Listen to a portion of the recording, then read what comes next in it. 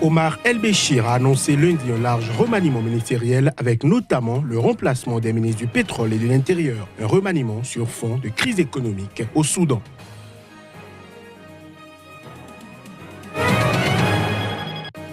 Joseph Kabila a nommé un de ses proches juge à la Cour constitutionnelle chargé de trancher des litiges de la présidentielle du 23 décembre en RD Congo, un scrutin auquel le président ne peut se représenter.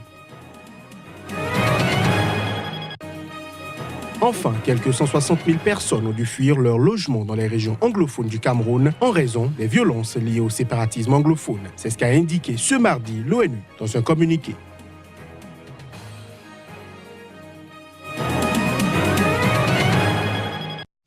Voilà pour les titres de ce journal sur Sika. Bienvenue, bonsoir. Le président soudanais Omar El-Béchir a annoncé ce lundi un large remaniement ministériel avec notamment le remplacement des ministres du pétrole et de l'Intérieur. Un remaniement sur fond de crise économique. Les détails.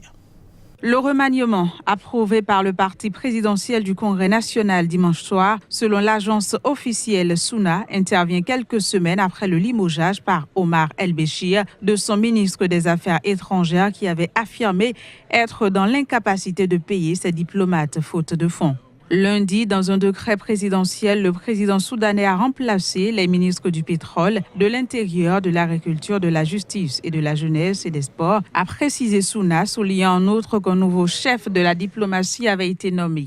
Ainsi, Al-Diardiri, Al-Dikeri, Ibrahim Hamid et Azari Abdallah dirigeront respectivement les affaires étrangères, l'intérieur et le pétrole. Béchir a également remplacé 5 ministres d'État et 8 gouverneurs, a ajouté SUNA. Ces changements ont lieu alors que le pays fait face à une importante crise économique malgré la levée en octobre de sanctions imposées depuis 20 ans par Washington. Le Soudan connaît une pénurie de devises étrangères ayant entraîné une baisse du cours de la livre soudanaise face au dollar, forçant la Banque centrale à dévaluer 2 fois la monnaie depuis janvier. La levée des sanctions par Washington avait fait naître des espoirs de reprise de l'économie, mais les responsables s'accordent pour dire que la situation n'a pas changé en raison de la frilosité des banques étrangères vis-à-vis du Soudan. Les Américains ont maintenu Khartoum sur la liste des États soutenant le terrorisme. Outre les sanctions, l'économie soudanaise a subi un coup dur avec la sécession du Soudan du Sud en 2011, qui l'a amputé de la plus grande partie de ses revenus pétroliers. Le président congolais Joseph Kabila a nommé un de ses proches juge à la Cour constitutionnelle chargé de trancher des litiges de la présidentielle du 23 décembre en République démocratique du Congo. Un scrutin auquel le président ne peut se représenter selon une ordonnance lue mardi à la télévision publique. Les images. Ce juriste Norbert Nkulu Kilombo est nommé juge à la Cour constitutionnelle, la plus haute juridiction du pays, en même temps que le magistrat Jean Ouboulou Pongu et François Boko-Nawipa, un député du parti présidentiel. Proche collaborateur du président Kabila, Nkulu a occupé sans discontinuer des fonctions officielles importantes en RD Congo depuis 2001. Conseiller juridique à la présidence, ministre près le président de la République, ambassadeur de la RD Congo au poste stratégique du Rwanda voisin, le juge Nkulu a été désigné par Kabila lui-même, tandis que Bokona et Ouboulou ont été mandatés respectivement par le Parlement et la magistrature congolaise. Le message est clair en nommant Maître Nkulu, qui appartient à l'aile dure de la majorité et au carré des collaborateurs qui ont élaboré des stratégies qu'on déplore actuellement. Le président Kabila consolide sa mainmise sur cette instance, a regretté le député d'opposition Toussaint Alonga. Les 3 nouveaux juges comblent le vide créé par la démission surprise le 9 avril dernier de 2 juges constitutionnels et le décès d'un autre 2 jours auparavant. Plus haute juridiction du pays, la Cour constitutionnelle est composée de 9 membres et est compétente pour juger le président de la République et le Premier ministre, mais aussi chargée de trancher les contentieux électoraux. La présidence, le Parlement et le Conseil supérieur de la magistrature désignent chacun 3 membres. Il y a quelques jours, une rumeur largement partagée sur les réseaux sociaux accusait la majorité de se préparer à déposer la candidature de Kabila à la commission électorale qui va la rejeter avant de saisir la Cour constitutionnelle qui trancherait en faveur du chef de l'État. La présidence congolaise avait démenti toute nouvelle candidature de Kabila lors de la présidentielle prévue pour le 23 décembre 2018. On reste en République démocratique du Congo où 2 casques bleus de la mission des Nations Unies, MONUSCO, sont portés disparus 4 jours après l'attaque de leur convoi par des miliciens dans le sud-est du pays. Les images. Un convoi des casques bleus a été attaqué vendredi par des Maïmaï dans le Tanganyika. Depuis, 2 soldats du contingent béninois sont portés disparus, a déclaré la porte-parole Florence Marshall. Toute la mission est mobilisée pour les retrouver. Le convoi attaqué était composé de 2 véhicules avec 13 soldats. Les 11 autres sont sains et saufs, a affirmé Marshall, interrogé. Les Maïmaï sont des milices d'autodéfense composées sur une base ethnique. La force de la MONUSCO est le plus important contingent onusien au monde avec un effectif maximum autorisé de 16 215 militaires, 660 observateurs militaires et officiers d'état-major, 391 policiers et 1050 membres d'unités de police constituées, selon la dernière résolution du Conseil de sécurité. Présente en RDC depuis 1999, Kinshasa souhaite son retrait définitif en 2020. En décembre, 15 casques bleus tanzaniens sont morts dans l'attaque de leur position par des rebelles ougandais des forces démocratiques alliées dans la région de Beni, dans le nord-est de la RDC. Leur chef a comparu lundi devant la justice à Kampala, où il est accusé de crimes contre l'humanité. Jamil Mukulu est en détention provisoire depuis juillet 2015, lorsqu'il avait été extradé depuis la Tanzanie, où il avait été arrêté quelques mois auparavant. Opposés au régime du président ougandais Yoweri Museveni, les rebelles musulmans des ADF sont notamment accusés par la RD Congo et l'ONU d'être responsables de massacres des civils, ayant fait plusieurs centaines de morts depuis octobre 2014. Restons toujours autour de cette actualité. En Ouganda, le chef d'un groupe rebelle armé actif en République démocratique du Congo a comparu ce lundi devant la justice à Kampala. Jamil Mukulu, c'est son nom, il est accusé de meurtre de masse.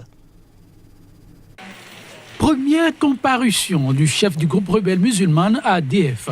Jamil Mukulu, le chef des forces démocratiques alliées ADF, un groupe rebelle armé ougandais actif en République démocratique du Congo, a comparu lundi devant la justice à Kampala où il est accusé de crimes contre l'humanité. Il a été présenté aux côtés de 34 co-accusés qui ont tous affirmé avoir été torturés lors de la détention. La défense a par ailleurs dénoncé certains agissements du camp adverse. We are not satisfied because, Nous ne sommes pas satisfaits car l'État n'est pas prêt. Ils ont demandé 2 semaines. Je peux vous assurer que si vous revenez dans 2 semaines, nous en serons au même point. Ils ne seront pas prêts. Nous sommes censés avoir accès au dossier de nos clients. Le dossier est intégral qu'a l'État contre notre client. C'est ce que nous voulons. the full disclosure. That's what we want. En détention provisoire depuis juillet 2015, Jamil Mukulu avait été extradé depuis la Tanzanie où il avait été arrêté quelques mois auparavant. Lui ainsi que ses co-accusés seront jugés par une chambre spéciale de la Haute Cour de justice, la plus haute juridiction ougandaise mise en place il y a une dizaine d'années pour juger les rebelles de l'armée de résistance du Seigneur. Opposés au régime du président ougandais Yoweri Museveni, les rebelles musulmans des ADF sont notamment accusés par la RDC et l'ONU d'être responsables de massacres des civils ayant fait plusieurs centaines de morts dans la région de Beni depuis octobre 2014. En Guinée, l'opposition a suspendu son dialogue avec le pouvoir qui refuse, selon elle, de trouver une solution au contentieux des élections locales de février. Elle a organisé une journée ville morte à Conakry ce lundi. Voici les images. L'opposition guinéenne reprend ses manifestations. Elle a organisé lundi une journée ville morte à Conakry pour dénoncer l'échec des négociations au sein du comité mis en place pour résoudre la crise électorale issue des élections communales du 4 février dernier. Nous avons le droit de détourner, de changer la voix d'un citoyen. Ce qui s'est passé, c'est cela. C'est une violation grave de la loi contre laquelle nous manifestons, nous demandons de corriger. Or, dans le comité de suivi, il n'y a pas eu de correction. Ça s'est mis à discuter de philosophie, de principe, de juridisme. Donc en fait, le chef d'État a dit allez trouver des solutions. Le fait que ce gouvernement refuse de mettre en œuvre les vrais résultats des élections, ce qui retarde la mise en place des conseils communaux et de quartiers et de districts dans les villages. Et les gens attendent cela. Donc ils sentent que Le gouvernement est responsable de ce retard, de cette crise. Si l'opposition a suspendu sa participation au comité de suivi du dialogue interguinéen, le pouvoir, lui, assure être toujours ouvert au dialogue. Nous sommes ouverts, toujours ouverts à la discussion, nous sommes ouverts à la négociation, nous sommes ouverts au dialogue comme nous l'avons toujours été. Et la main est toujours tendue pour que nous puissions nous retrouver encore pour finaliser nos discussions, puisque nous étions presque au point final.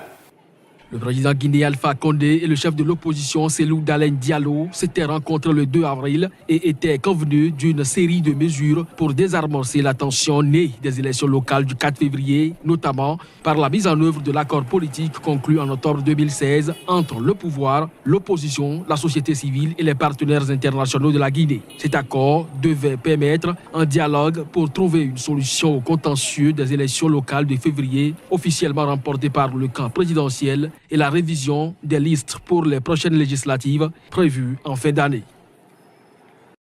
L'ex-président comorien Ahmed Abdallah Sombi a demandé ce lundi la réhabilitation de la Cour constitutionnelle et ce, comme préalable au projet de référendum annoncé par le président Azali Assoumani sur la révision de la Constitution. Voici le reportage. Fin avril, le président Azali avait annoncé l'organisation en juillet d'un référendum pour modifier la Constitution afin d'assurer la stabilité et le développement des Comores. Une chose contre laquelle s'insurge l'ancien chef d'État comorien qui demande la réhabilitation de la Cour constitutionnelle comme préalable au projet de référendum.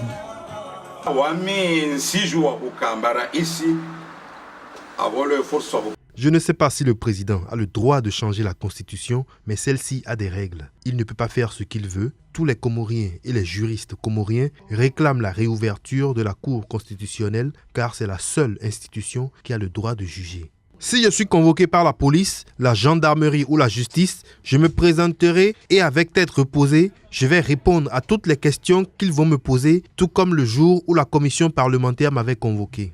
Il paraît qu'on m'a donné 105 millions de dollars avant de signer ces accords. Je ne sais pas s'ils ont mis tout cet argent dans un camion ou bien un chèque en banque. En tout cas, je déclare devant les Comoriens et le monde entier que ce sont des mensonges. Si jamais c'était vrai, Dieu me punirait le jour du jugement dernier. Je ne suis pas un prophète, je peux commettre des erreurs, mais je n'ai jamais volé.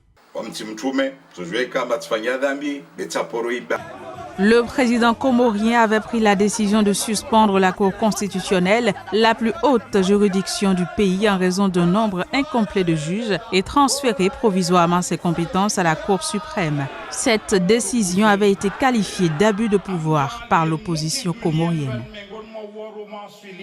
Je l'annonçais en titre, quelques 160 000 personnes ont dû fuir leur logement dans les régions anglophones du Cameroun en raison des violences liées au séparatisme anglophone. C'est du moins ce qu'a indiqué ce mardi l'ONU dans un communiqué de son bureau de coordination des affaires humanitaires, OCHA. C'est la première fois qu'une estimation du nombre de déplacés est effectuée depuis le début de la crise fin 2016 en raison d'un accès difficile aux régions du nord-ouest et du sud-ouest, les deux régions anglophones du pays en proie à cette profonde crise sociopolitique. La majorité des déplacés a fui dans la brousse avec peu pour survivre. D'autres sont hébergés par des communautés locales qui font également face à des conditions de vie défavorables, indique le communiqué de l'OCHA. Outre ces 160 000 déplacés, 34 000 personnes ont trouvé refuge au Nigeria voisin, dans l'état de Cross Rivers, selon l'agence nigériane de gestion des urgences. Selon des témoignages recueillis au Nigeria, les Camerounais traversent la frontière à pied dans des zones montagneuses et de forêts denses, très peu accessibles du fait du manque de routes, rendant difficile leur enregistrement.